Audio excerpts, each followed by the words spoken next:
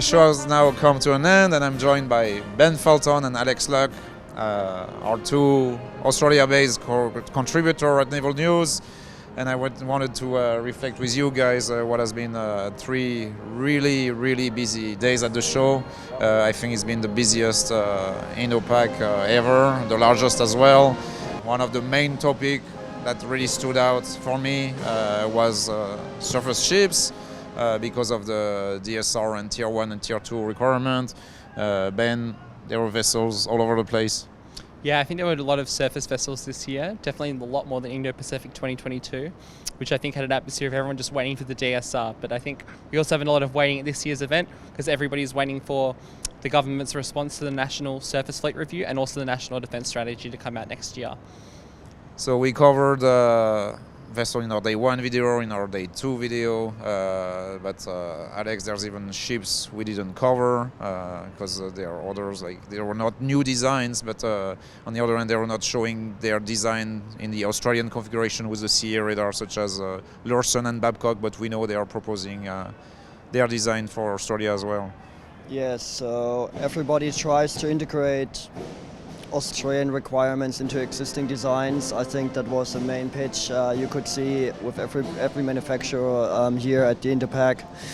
No one really knows what is going to be the final desired solution for Australia, and as a consequence I think everyone tried to accommodate across the broadest possible range, both off the shelf, military off the shelf, to purely theoretical designs, the entire gamut, I'd say, of products we saw here. It was quite overwhelming in my opinion.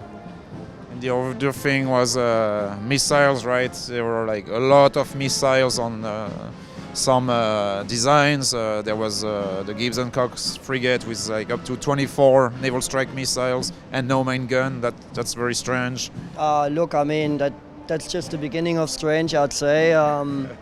We saw the Cape class with an anti-ship missile launcher, naval strike missile on what is effectively a patrol boat.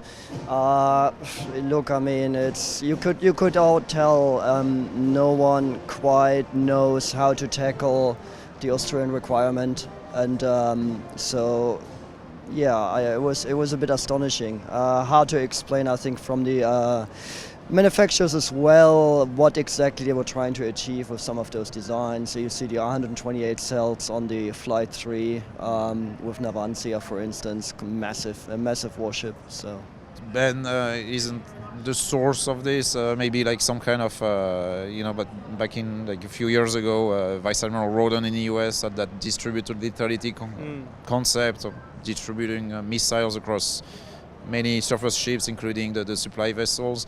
Is Australia not trying to achieve the same thing in a way by distributing their equipment across the assets? I'm not sure it's necessarily being undertaken for that reason, but I think that's the effect. The DSR talked about increasing the lethality of the current fleet. I think for a lot of industry and Navy people, that might just mean putting some naval strike missiles on it, at least as an interim solution, until you get a more potent or purpose-built combatant, I suppose. What else stood out for you guys? I was a bit disappointed at the scarcity of submarine news. I'm always looking at that. Obviously, AUKUS, Pillar 1, nothing really there. We had a few models, but no real new information. Not surprising, I suppose. You know, the Australian Submarine Consortium is playing cards very close to their chest. I was hoping to see a bit more on Loti, Collins. Again, not much to see. The Senate estimates, ironically, had more information really than the exhibition on that. So yeah, I'd say the overall pitch was really surface competence missiles. I will say I thought it's very, very valuable that the head of Navy capability did tell Naval News that they are still looking at putting Tomahawk missiles on the Collins-class submarine. It'll be very interesting to see how that goes, as far as we know, the tube-launched Tomahawk variant is out of production. I think it'll be very interesting to see, given that the Dutch Navy has also expressed an interest in putting Tomahawk missiles on their conventional submarines, whether we see that production line restarted as some kind of joint endeavour. And I guess one topic, but it really should not come as as a surprise. There was a lot of uncrewed systems on the show floor, but that's the case in any exhibition I cover I've been covering for the past few years. There's uncrewed system everywhere. I guess even more so here because they've been holding the autonomous warrior exercise the past couple of weeks.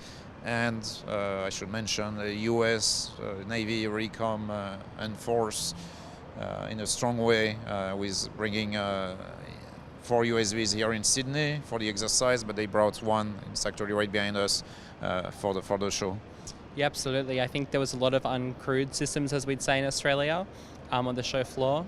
I think there's a very interesting split between very conceptual designs. They're often much larger, very concept-y CGI, and what's actually being used today, which is smaller. They're kind of designed to fill a single mission, and they complement crewed combatants rather than replacing them, as some of the concepts do. And I think it'll be very interesting to see which way Australia, and I think honestly global navies go in terms of navigating that. I was very surprised to see the US Navy being here represented literally in the flesh with the drones right behind us, bring them across the Pacific to Japan and then to Australia. Yeah, it was very impressive actually to see those fairly small boats being able to do that. Obviously the repercussions remain to be seen in terms of maintenance and what the outcome will be there. Nevertheless... Surely one was in a dry dock here at the Naval Yes, base. so I mean it's not surprising, I suppose. And obviously these are experimental vessels as well, so we should always keep that in mind. Yeah, I think they put in quite a serious effort to show their capability or what they are trying to work on, and autonomous warrior is definitely something to keep an eye on for the next couple of years as well. So yeah. All right, so I guess that's pretty much it for our feedback about Indo Pacific 2023. It's been again a very busy 3 days, very exhausting, and I think we all deserve a drink now, including the camera crew behind the cameras. Cheers, thanks for watching, and see you next time.